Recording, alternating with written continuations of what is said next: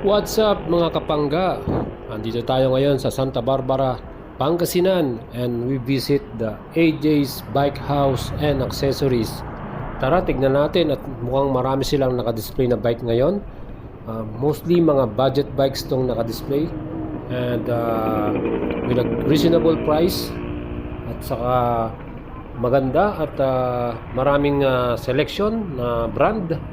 Let's go at samahan niyo akong i-check ang kanilang mga bikes and accessories. Tara!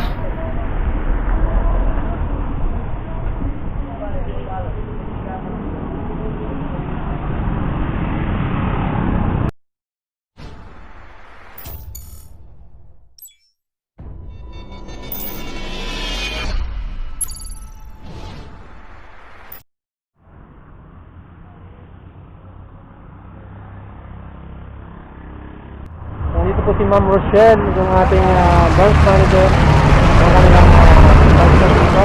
Ma'am, paano po tayo makakabili ng bike dito sa ating sa AJ's Bike House? Yes sir, bali dalawang process sir. Pwede po tayong cash basis po.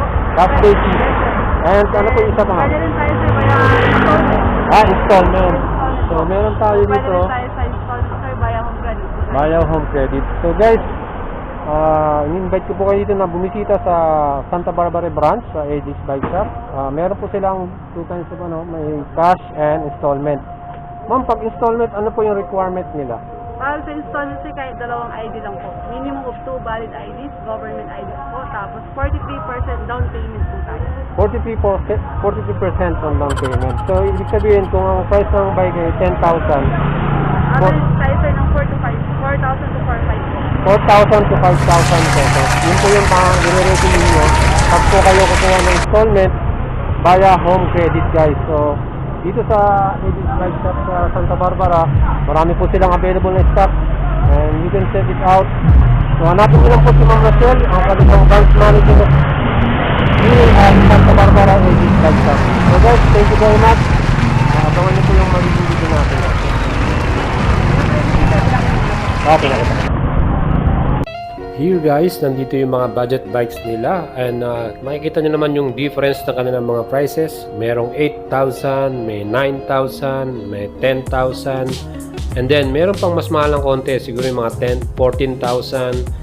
Yun nagbe-base din sa mga specs ng bike kaya medyo nagmamahal po yung presyo.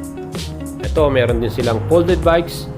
Yan, magandang klase na po yung folded bikes nila and yung price range niya is nasa 8K 9K, yan, ganyan po naglalaro yung price ng mga folded bikes nila.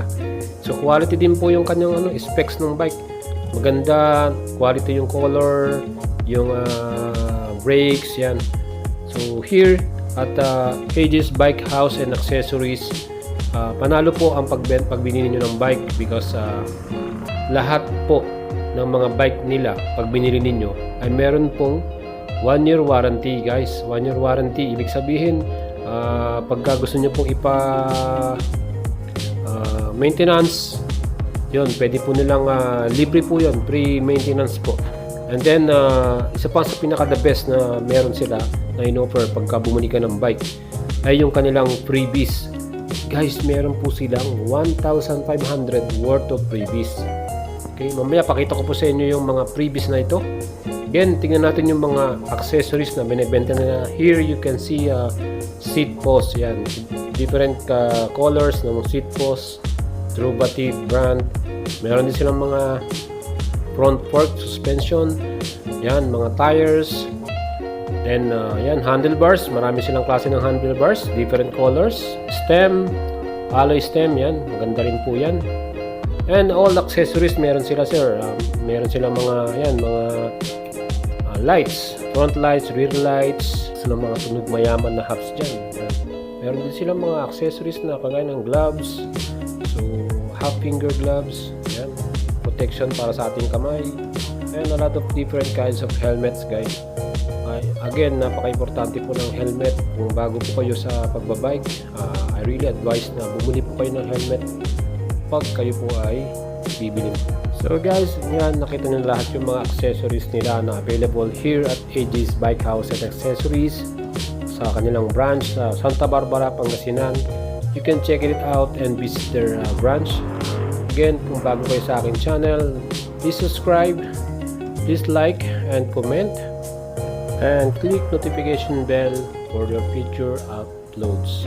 Guys, ito yung mga freebies nila. Worth 1,500 po yan. Marami po yan na iba't ibang klase. So, hindi na po kayo talo. Pagbili po nyo ng bike, may kasama na po mga freebies. Dito lang yan sa Aegis Bike House and Accessories. So guys, thank you very much.